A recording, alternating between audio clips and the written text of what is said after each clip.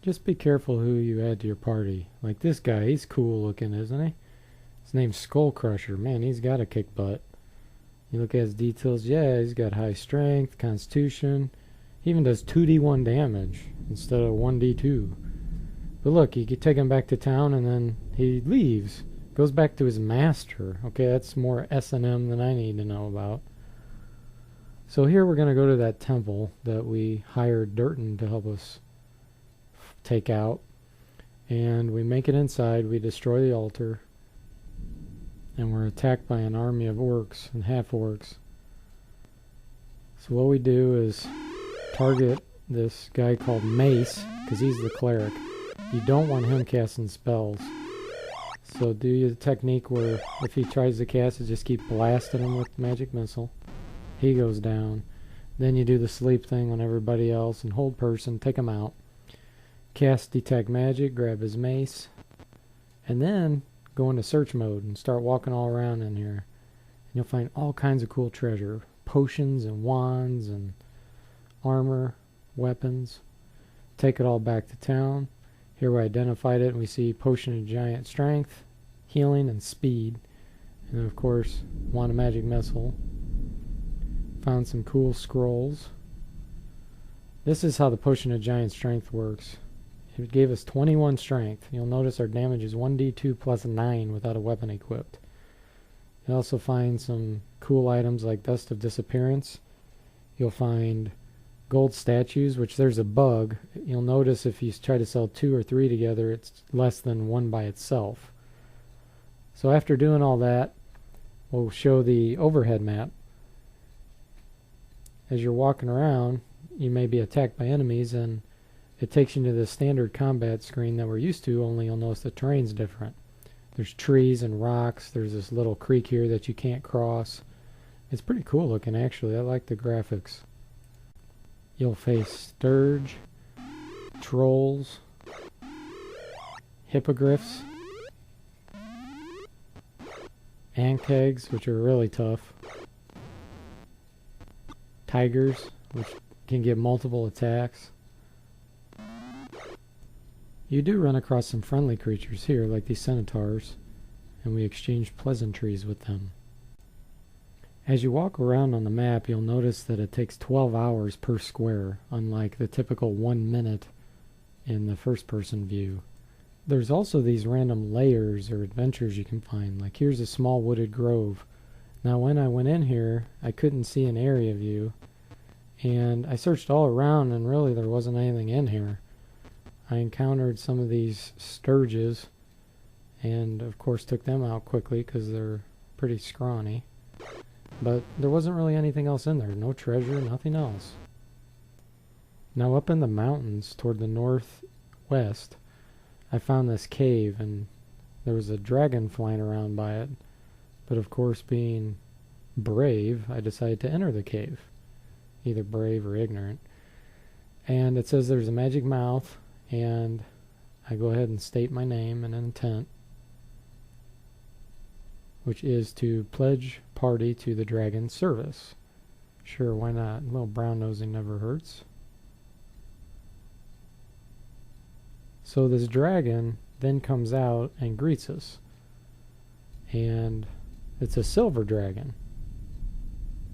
He accepts our pledge and he starts giving us quests, which is pretty cool because normally you're just stuck with what the town gives you, but this one can give you additional ones. So now I'm going to show you one of the coolest areas in the game, at least my personal favorite, and that's the graveyard. Who doesn't like undead? So the clerk says that she'll give us this magic weapon if we pledge to come back, and it's a good thing we took it and took these scrolls, because these scrolls actually have a great spell on them that we're going to need later. So we go to the boat, go to the northern edge of the city, and then go into the graveyard. And it says there's a lightning bolt in the background. So as you wander around, you're going to find all kinds of creatures. Most of them are going to be skeletons. So you go ahead and just turn them. You're going to find more skeletons, zombies, skeletons with a giant skeleton. That's pretty cool. Here we found the treasure, and wow, look at that. 4,300 experience. This is going to be some kick-butt treasure. Lots of jewelry. And more scrolls. Well, I don't think we need that many of the same spell, but we'll take it anyway. There's also some traps here, and you'll run across some specters, which are extremely dangerous. Just cast magic missile on them because it never misses. You'll fight some wights, who are very dangerous as well, because they have the ability to drain your level. When that happens, you can use those scrolls, which has that restoration spell, and that restores your level. Now I'm going to show you why some undead are so kick-ass. See, it requires a magic weapon to hurt them. That did 0 damage with my halberd. This spell has no effect. You can turn some of the undead if you're strong enough and their level's weak enough. In this case, the turning actually destroyed them.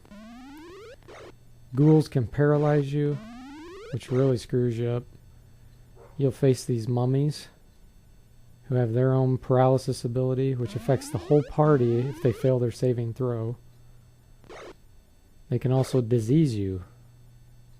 Luckily, Dispel Magic will get rid of the paralysis, but it will not get rid of the disease.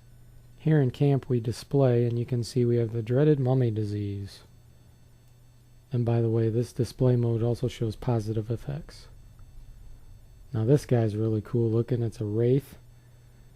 I just really like the look of him and the icon they have here. But he's not that tough. 24 hit points. Armor class isn't that low. Kind of wish they made him stronger, but oh well.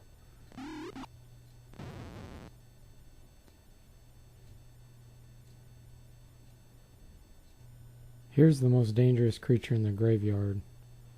The vampire. It has the ability to charm you, and it can also drain levels when it hits you. Both very, very bad.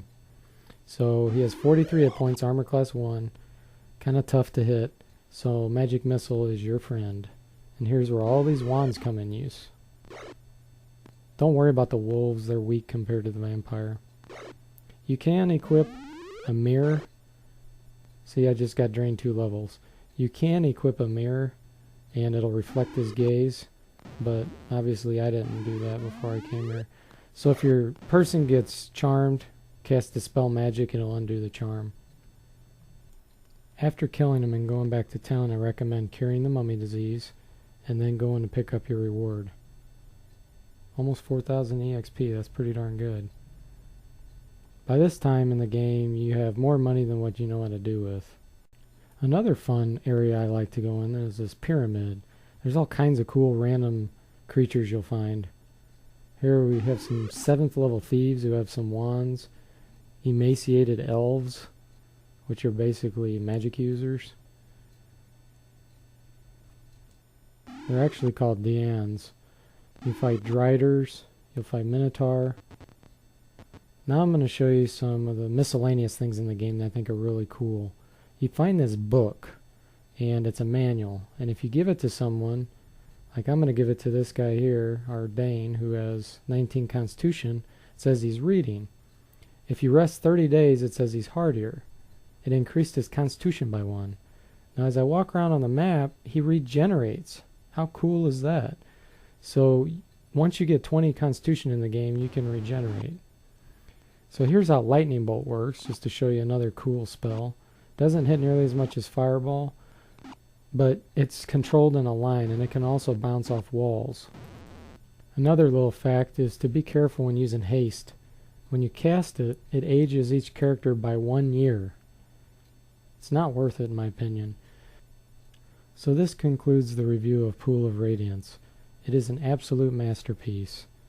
I've just given you a very small hint at the complexity and diversity of the game. I highly recommend it.